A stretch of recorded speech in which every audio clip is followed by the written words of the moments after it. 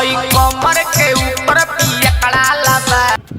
का कहतारू कि कमर के ऊपर पियकड़ा लबा। अरे भौजी चलो हम मन्नी की कमर के ऊपर पियकड़ा लबा तो निचला काम न लबा तनी आगे बोलो तो का हाल बा भाई। तो आज हम फिर से बात कर ले बानी भोजपुरी गाना के बारे में बात कर ले। तो भाई लोग आज के वीडियो खूब खास खूब गाना फाड़ बनल बा। ऐसे कहते भाई लोग वीडियो के जैसे कि लास्ट देखबा तब मजा आई। तो वीडियो बना के बस एक ही मकसद बा, एक ही मकसद रहेला आप सभी के दिल से हंसाने के लिए, ना किसी को दिल को ठेस पहुँचाने के लिए। तो बिना कोनो लड़वा लहसुन के आज के बकचोदी स्टार्ट करता नहीं।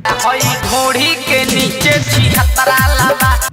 बाहर तारा बहनी के गाड़ी में बड़का बाबू के सामान पे लो। वाह बहुत अच्छा। सुन रहा भाई लोग कि कमर के ऊपर पियकड़ा लबा आ कमर के नीचे बहन चोद पटा के पेल देम नु झांटे पर हक देबू।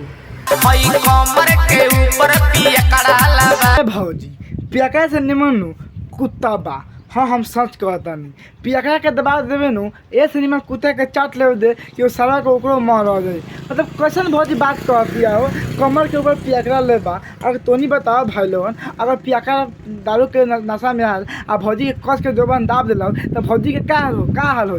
भौजी कुछ समझती है ना, बस खाली ऐसे कहती है कि कमर के ऊपर पियकड़ा लबा तार भौजी पटा के पेल दिनू हक देबू। घोड़ी के नीचे छिहत्तरा लबा। लड़ नहीं खे तारा बहनी के पटक के झाट रंगो।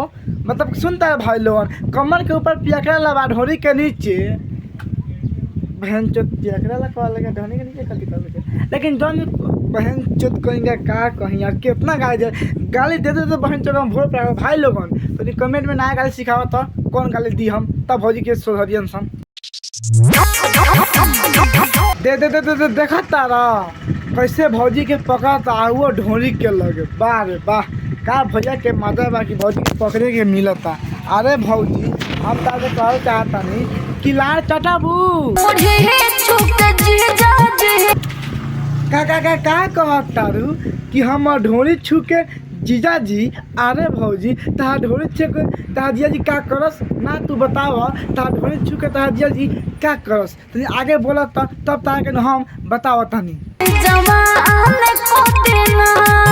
अरे भौजी भोसरी वाली वाह बहुत अच्छा क्या बात कहती है कि हम ढोरी छू के जीजा जी जवान कह दी ना। अरे भौजी भोसरी वाली कोनो ढोरी छू के जवान ना अगर तो जवान हो के बनू जवान छुआ नीचे से मारवा पक्का कहता है 10 दिन में पूरा जवान और पूरा टाइट हो जाइबे। आ जवान छुके ना तार बहन चुदू ना ये बता ना तो तू का ना कहता रे जीजा जी हम जवान छुके जवान कह दी तारा बहनी के पेलो कहीं का। सुन तारा भाई लोगन तो नहीं बताओ भाई लोगन ढोरी छुए कौन सारा बा जवान कहेला आ कौन ऐसा आदमी बा कि जवान हो जाला हो। लेकिन ये भौजी कहती है कि ढोरी छू के जीजा जी जवान कह दी ना। अरे भौजी हम तो ऐसे कहल चाहता नहीं अगर तो जवान हो के बनू तो 10 दिन भैया के निमन से दे उघाड़ के कसम से कहते तो फाट के गान में हाथ ना कर लूँ तो कही है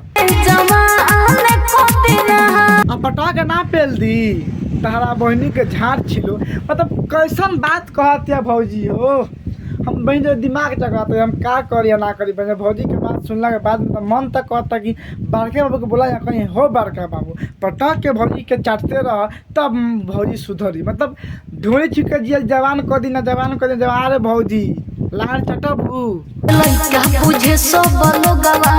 अच्छा ये बात बा तारा के सब लोग लड़का बुझता। ए भौजी तारा पहले न कहे के चाहे कि हाँ हमरा के लोग सब लड़का बुझता। देखा भाई लोग भौजी के ये दिक्कत बा कि भौजी का लड़का देखे में लगती है। अरे भौजी कोनो सरफ पागल है तो कहती भी लड़का बात हम तो कहते हम लोग 2 दिन इतना मालूम कि तारा पेट में लगा तू लड़का कैसे बारे आ लोग कौन सा लोग पता लड़का बारे जौन लोग कहता है तो खाली पटा के चाटे खातिर कहता ओकनी के बाद में तू ना आई है।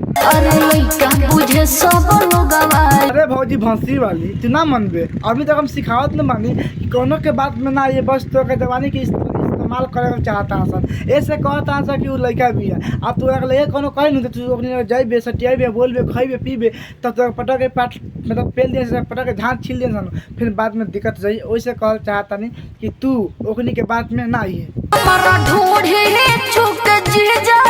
देखो भाई लोग एगो कहावत बा कि लात के देवता बात से नाम मानेला उहे बिया भौजी। भौजी के पका के पहला तो भौजी के झाड़ छिला तो लागा उठा के तू बेइज्जत कर भौजी के कोनो फर्क ना पड़ता। इतना सुनला के बाद में फिर से कह दिया कि ढोरी छीक के जीजा जी जवान कर दी। अब तोहनी बताओ ई बात सुनला के बाद में जवान करे के मन करी तो पका भौजी के पहले पड़ी तब ना भौजी जवान होई।